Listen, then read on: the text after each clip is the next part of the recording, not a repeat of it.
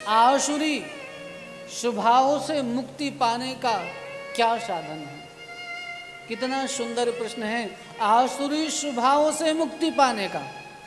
सूत जी महाराज ने कहा, मैं आसुरी स्वभाव से मुक्ति पाने का साधन भी बताऊंगा और साथ में संसार के भय से मुक्त होने का भी साधन बताऊंगा।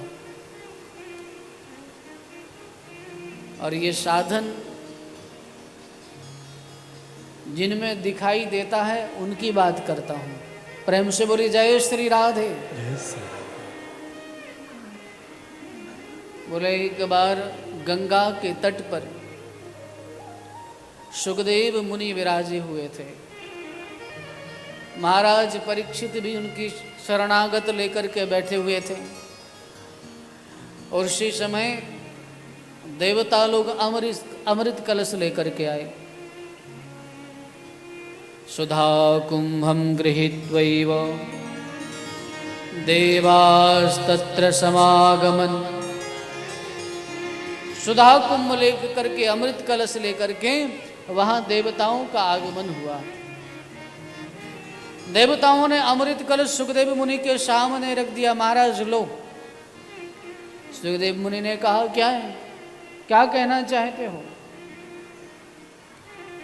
सुखदेव मुनि की बात को सुनकर के देवताओं ने इशारा कहा, महाराज ये आपका जो शिष्य है ना, जो आपका शरणागत बन करके बैठा है, इसको अमृत पान करा दीजिए और हमें कथा का दान दे दीजिए। सुखदेव जी महाराज ने कहा, वाह देवताओं तुम तो बड़े चतुर हो। तो तुम कथा सुनने के लिए नहीं आए हो, कथा का सौदा करने के लिए आए हो। क्या करने के लिए आए हो? अगर तुम ये कहते कि मुझे कथा सुना दो तो बात कुछ और होती, पर तुम ये कह रहे हो कि तुम ये ले लो, इसके बदले में कथा सुना दो। तो फिर कथा श्रद्धा का विषय कहाँ हुई? कथा तो सौदा हो गई। और कथा सौदा नहीं, कथा श्रद्धा का विषय है।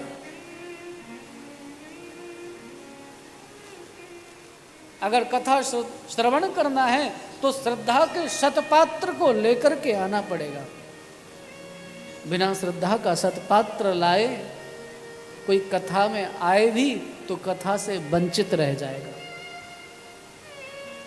एक संत बातों बातों में कहते थे कि कथा में तो बैठ गए हो, लेकिन कथा सुनना तभी सार्थक होगा जब कथा तुम में बैठ जाए।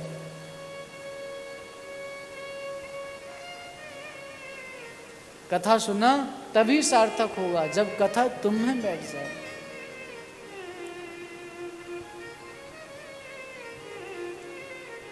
देवताओं तुम कथा को सुनने के लिए नहीं आए हो, कथा का सौदा करने के लिए आए हो।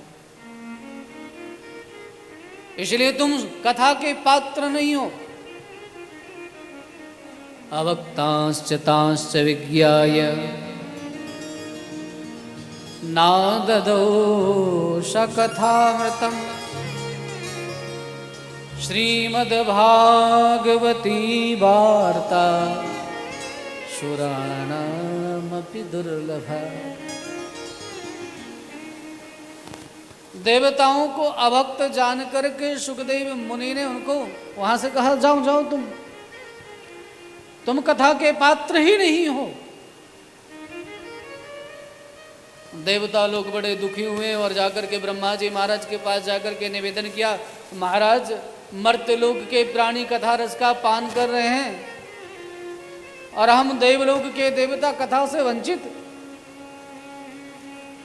ब्रह्मा जी ने कहा कि इस कथा की इतनी महिमा है, ये जानना है इसका क्या प्रभाव हो। तो एक काम करो, देखते हैं कथा सुन करके परीक्षित को क्या मिलता है। अब जैसे हमारे श्रीमान राकेश गर्ग जी और उनका परिवार कथा का ये आयोजन करा रहे हैं। अब कुछ लोग कहें कि ठीक है करा लेने दो इनको, देखते हैं इनको भागवत कराने से क्या मिल गया। आजकल लोग बड़ा प्रश्न करते हैं। हाँ बहनों, कथा कराने से क्या होगा, कथा सुनने से क्या होगा? समय बर्बाद करना है। और बोले ये समय बर्बाद करना नहीं, और बोले जो सुना रहे अरे उनका तो काम है, यही बोलते हैं ना, उनका तो काम है, तुम क्यों अपना काम छोड़ करके जा रहे हो?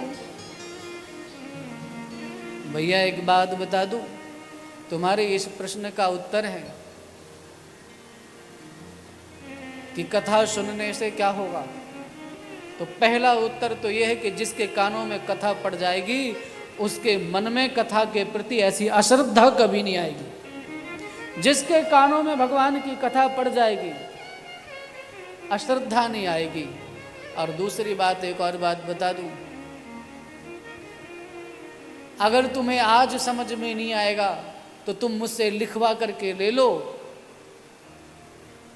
एक कथा किस काम आएगी मैं बता देता हूं, व्यासपीठ से लिख करके दे रहा हूं कि जब तुम किसी के काम के नहीं रहोगे तो वही लोग कहेंगे अब तुम किसी काम के नहीं रहे, कथा सुनने जाओ। हाँ? वही लोग कहेंगे कि अब कथा सुनने के लिए जाओ। पहले जो लोग कहते हैं कि अभी कथा किसी काम की नहीं, फिर जब घर में बैठे रहोगे तो कहेंगे पापा जी थोड़ा सत्संग में जाओ, थोड़ा सा कीर्तन कर लो। पापा जी भागवत मंडल हरिद्वार जा रहा है, आप जाएंगे क्या? और पापा जी जब व्यापार चला रहे थे तब एक दिन का भी टाइम नहीं था पापा जी के लिए, और अब भागवत मंडल। तो भैया एक बात समझ लो कि ये लोग आपको पोथी पकड़ाएं, सत्संग पकड़ाएं, इनके पकड़ाने से पहले ही तुम सत्संग की राह पकड़ लो। किसी को सुनने का सुनाने का मौका क्यों देना? ब्रह्मा जी महाराज ने कहा देखते हैं भागवत सुनने से क्या होता है। भगवान की कृपा से 7वें दिन परीक्षित का मोक्ष हुआ। ब्रह्मा जी महाराज चकित हो गए, चारों सिर चकराने लगे। उन्होंने सत्यलोक में तराजू बांध दी, एक तरफ सभी साधन रखे, दूसरे तरफ भागवत का ग्रंथ रखा। एक पड़ले में वेद उपनिषद हैं और दूसरे में श्रीमद् भागवत है। जब तौलना प्रारंभ किया तो मेरे प्यारे भाई बहनों, भगवान की महिमा के कारण ये भागवत तो साक्षात भगवान श्री कृष्ण का स्वरूप है। जिसने भागवत का दर्शन कर लिया उसने मानो श्री कृष्ण का दर्शन कर लिया। जिसने भागवत की पोथी का स्पर्श कर लिया मानो उसने श्री कृष्ण का स्पर्श कर लिया। जिसने भागवत का चिंतन कर लिया मानो उसने श्री कृष्ण का चिंतन कर लिया। ब्रह्मा जी महाराज ने ऐसी तराजू उठाई और देखते रहे ब्रह्मा जी, देखते रहे देवता, देख रहे हैं यक्ष गंधर्व, सब मुनि देखते रह गए। और सबके देखते देखते भागवत का पड़ा नीचे की ओर झुक गया और समस्त ग्रंथों का ऊपर, क्योंकि जिसमें वजन होता है ना वो नीचे की ओर ही रहता है।